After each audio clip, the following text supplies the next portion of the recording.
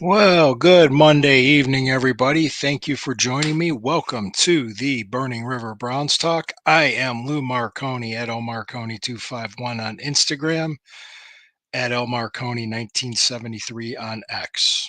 I'll call it X from now on.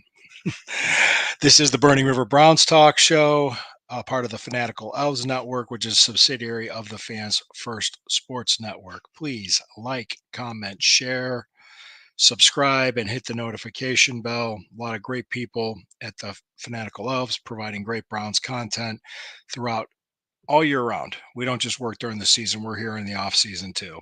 So tonight, I was going to talk to you about what I think is probably the most underrated moves this team has made in the off season. And what I'm meaning is that something that's going to be much more impactful than you might think. And I'm basing it off of what happened last year. So we'll get into that. And I'm going to lay out my case and lay out my reasons. You feel free to comment, feel free to agree, disagree, tell me what you think. That's what we're all here to do. We're all Browns fans. We all want the same thing. We want this team winning, and we want this team to be holding up a Lombardi trophy. So why not? Let's make it happen. But before we go into that, I need to take a moment and pause for a break from our sponsors. All right. We're back. Thanks for hanging in there. Much appreciated, much obliged. Okay, here we go. Let's just start back looking back in the offseason of 2023 and how the organization, including Andrew Berry and Kevin Stefanski, and just the front office in general, on how they viewed what needed to be done to improve the team. Obviously, they made changes on the defensive coaching staff, including Joe Woods being dismissed as a defensive coordinator. They also changed the special teams coordinator. Mike Pfeffer was replaced by Bubba Ventrone. Joe Woods was replaced by Jim Schwartz. They just didn't do that with the coaching. They also upgraded the personnel. On special teams in 2023, the Chase Young was replaced by Dustin Hopkins, which turned out to be a brilliant move because Chase Young's he might have had like a case of the Cade York, excuse me. He might have had I'm sorry, I don't know why I was saying Chase Young. Cade York was having a case of the yips. He was rattled and he needed to get his head straight. So we traded for Dustin Hopkins and it worked out great. It worked out very well. So hope that continues. Personnel upgrade with the defense. Brought in Zadarius Smith, brought in Delvin Tomlinson, Shelby Harris, Maurice Hurst. Just right there. Interior defensive line and defensive end, Ogbo Okoronkwo. All these players were brought in to improve the defensive line because the linebackers really weren't that bad. It was the defensive line wasn't giving the linebackers a chance to make plays. It worked. Defense was very good last year. They weren't perfect, and they did have some hiccups on the road, and that was improved. And I'm going to talk about how the defense is going to improve with the improvements that they've made this year. Not just because they pretty much brought everybody back. They made some changes at linebacker, and they drafted a young defensive tackle, and they brought in Quentin Jefferson to replace Jordan Elliott. But very minimal roster turnover on defense. But they made changes on offense. They replaced Alex Van Pelt with Ken Dorsey. They're bringing in a new system. They replaced Kareem Hunt with Dante Foreman. They brought in Naheem Hines for the new kickoff rule. They also upgraded the number 2 receiver with Jerry Jeudy. They did 2 other things too. They brought in a lot of extra offensive linemen. So Jared Christian isn't starting for us at some point. So hope not. I mean, he did a great job. And Andy Dickerman, the replacement for Bill Callahan, because Bill Callahan went to be with his son, which you don't blame him, was a disciple of Bill Callahan. He learned under Callahan as to be an offensive line coach. So let's hope that rubbed off on him. But the backup quarterback position, light years better than what it was last year. Think this through. Jameis Winston, Tyler Huntley, behind Deshaun Watson. All three of them have made Pro Bowls. If for any reason Watson might miss a game or two, Jameis Winston can come in and give us some starts, quality starts. If we had Jameis Winston instead of DTR, that Baltimore debacle that happened in September last year probably wouldn't have been like that. We could have had a good chance of winning that game at home. Yeah.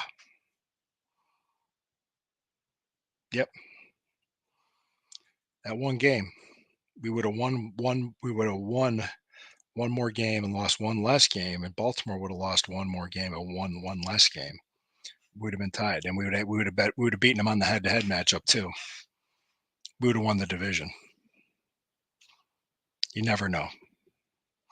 That one, just that one start. Let's not count the PJ Walker starts and DTR starts in Denver. That if we had better offense, not turning the ball over, we could have won more games. No doubt about it. So we changed the offense. We changed the offensive staff. The offense was getting stale and predictable, and they felt it was a change. Not many pre-motions, pre-snap motions, I should say, or any shifting or pre-snap motions. And if you think about it, the type of offenses that gave us trouble, our defense trouble, was pre-snap motion and shifting. And Indianapolis did that. That's because we didn't practice against it. When they were practicing against each other, they didn't see it. So now if we start implementing that, being less predictable, more motions and pre-snap shifting and everything else, the defense will see it. They'll know how to better defend it. Overall, it improves the team. So my point being is that I think how Jim Schwartz coming in and taking this defense to another level that we didn't expect in 2023, and now we're running all the guys back in 2024, but improving that offense and having people healthy in case as a security blanket, as a safety net, we have Jameis Winston. He made a Pro Bowl.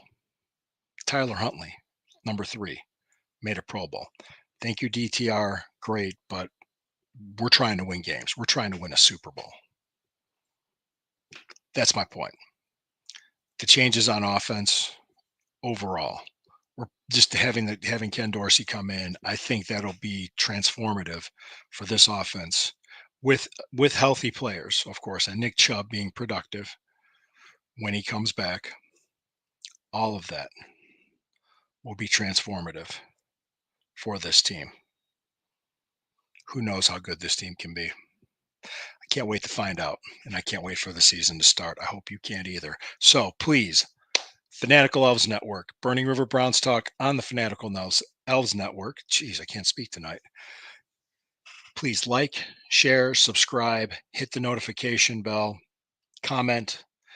Love to hear from you. Actually, I do have a comment. I have a comment. Let's do this. What do we got here? I'm not sure what that means.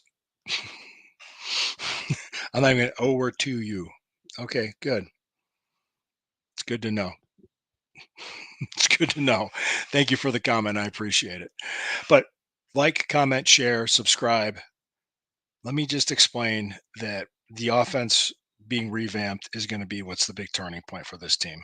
We're going to look back a year from now and point to this, just like we did in 2024, looking back when Jim Schwartz took over the defense. And more than likely, Dorsey's going to be calling the plays because Stefanski's evolved into it. He's grown into his role as a head coach. Organization's in great shape. We are in great shape. Staying healthy this year is going to be critical. because it seems to me the AFC North is so competitive. It's going to be the team that stays the most healthy while competing will win it. So,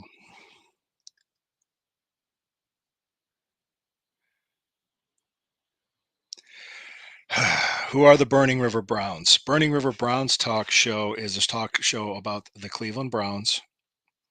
Okay. It's a talk show about the Cleveland Browns. And the Burning River was because the river in Cleveland in the 1970s and 60s caught on fire from pollution. Burning River. Okay. Thank you, JF Clips. Appreciate it. Any other questions, just feel free to comment. I appreciate each and every one of you. And I want to always say this, that I'll be here next tomorrow night at 9:40 p.m. And always remember, when the river burns, it burns brown and orange. Have a great night.